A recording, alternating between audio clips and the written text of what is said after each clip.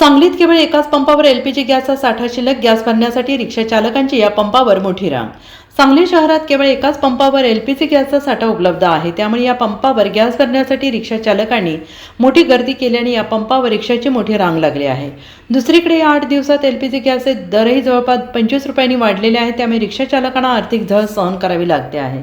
सांगली, मिरज आणि कुपवाड शहरातील सुमारे 3000 रिक्षा या सीएनजी गॅसवर चालतात। मात्र सध्या गॅसचा पुरवठा कमी होत असल्याने रिक्षा चालकांमध्ये चिंतेचं वातावरण आहे।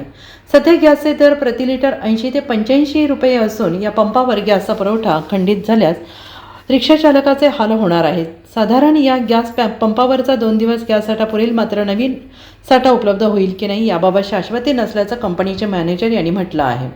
माझं नाव राकेश उगले, मी राहायला मिरजला असतो। रिक्षाचा आमचा व्यापार आहे। ह्या युद्धाच्या टंचाईमुळं आम्हाला गॅस मिळत नाही, आमचा धंदा पाणी बंद झालेला आहे। 60 रुपयानं मिळणारा गॅस आज 90 रुपयानं मिळत आहे आम्हाला। महागाई वाढलेली आहे त्याच्यामध्ये, त्यात पॅसेंजर नाही। पॅसेंजरला 10-5 रुपये वाढवून द्यायचं म्हटलं तर पॅसेंजर देत नाही। आता गेले 2 तास झाले आम्ही लाईनीत थांबलेलो आहे। तुम्ही बघू शकता पाठीमागे रिक्षाची रांग लागलेली आहे। आता ह्याच्यामध्ये आम्ही करणार इथं काय, आणि हे जे करायचं म्हणजे काय, जनसेवा म्हणून हे करायचं। दास गायकवाड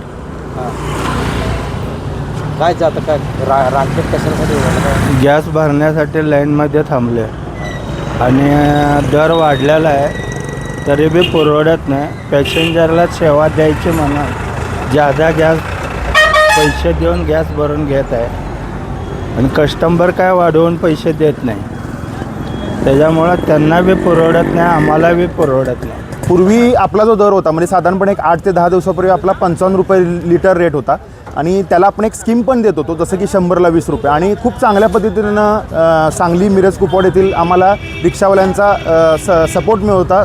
परंतु युद्धजन्य परिस्थितीमुळे हे जे रेट आहेत सध्या ते 55 रुपये लिटरचे डायरेक्ट 80 रुपये लिटर म्हणजे जवळजवळ 25 ते 30% वाढवण्यात आलेले आहेत। परिस्थिती जसजशी नियंत्रणात येईल, युद्ध परिस्थिती जशी नियंत्रणात येईल तसं त्याचप्रमाणे हे रेट आपण जास्तीत जास्त प्रमाणात आटोक्यात करण्याचा प्रयत्न करणार आहोत। सध्या LPG साठा जो आहे तो नियंत्रणात नाही आहे, परंतु आपण आपल्या प्लॅन्टवरती जेवढा LPG साठा आहे तो जास्तीत जास्त आपल्या या सगळ्या LPG गॅसधारकांना देऊन, वाहनधारकांना देऊन आपण जास्तीत जास्त त्यांना सपोर्ट करण्याचा प्रयत्न करत आहे। Vikram Madhav Joshi, bureau report, SVN Marathi.